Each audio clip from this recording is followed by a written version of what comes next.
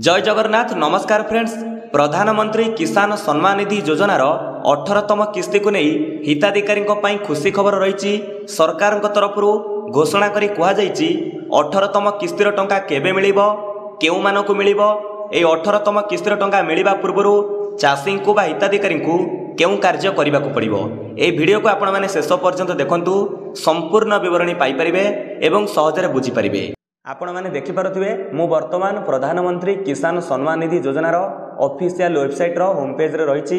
जे official website रो ना हेउछि pmkisan.gov.in। एठारे स्पष्ट रूप से उल्लेख रही कौन लिखा जाइछि ना honourable prime minister will release the 18th instalment of PM Kisan scheme on 5th October 2024 अर्थात अक्टोबर 5 2024 आसंता मास अक्टोबर 5 तारिख दिन आमर माननीय प्रधानमंत्री नरेंद्र मोदी प्रधानमंत्री किसान सम्मान निधि योजनार 18तम किस्तीर टंका रिलीज करने को जाउछंती बा प्रदान करने को जाउछंती चाषींकर खाता को। एठारे देखि पारुथिबे ऑफिशियली घोषणा हो सारी। आपण को मु आउ थरे कहि दउची प्रधानमंत्री किसान सम्मान निधि योजनार 18तम किस्तीर टंका आसंता अक्टोबर मास 5 तारिख रे चाषी बैंक खाता को टंका पठा जिवो। किंतु ता पूर्व आपण मानकु जानि रखिबा दरकार ए 18तम किस्तीर टंका केउ माने पाइबे एवं ए टंका पाइबा पई आपण मानकु कोन करिया को पड़िबो। चलंतु ए विषय में आपण मानकु जणाउची। देखंतु सरकार तरफ स्पष्ट रूप से कहा जाइछि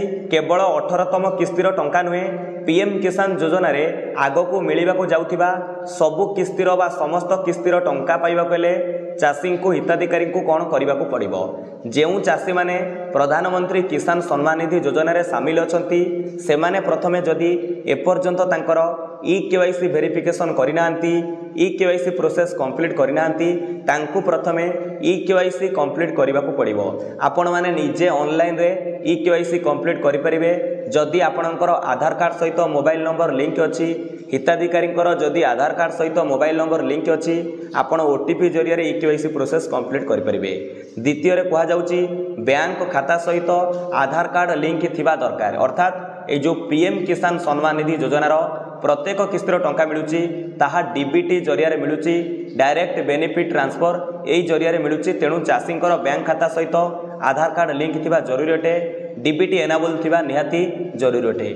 ता सहित से कहूची चाषी को तांकर चाषी पंजीकरण करने को पड़िबो बा तांकर जमीर विवरणी दवा पई पड़िबो। अर्थात जदि आमे कहिबा आम राज्य रे जो अछि पोर्टाल कृषक ओडिशा पोर्टाल आपण माननकु कृषक ओडिशा पोर्टाल रे पंजीकरण करने को पड़िबो। जदि आपण एपर्यंत ई-केवाईसी प्रोसेस कंप्लीट करिनाहांती बैंक खाता सहित आपणकर आधार कार्ड लिंक नाही किंबा आपण कृषक ओडिशा पोर्टाल रे जमीर विवरणी प्रदान करिनाहांती ए तीनोटी कार्य करंतु निर्द्वंद्व रे रुहंतु।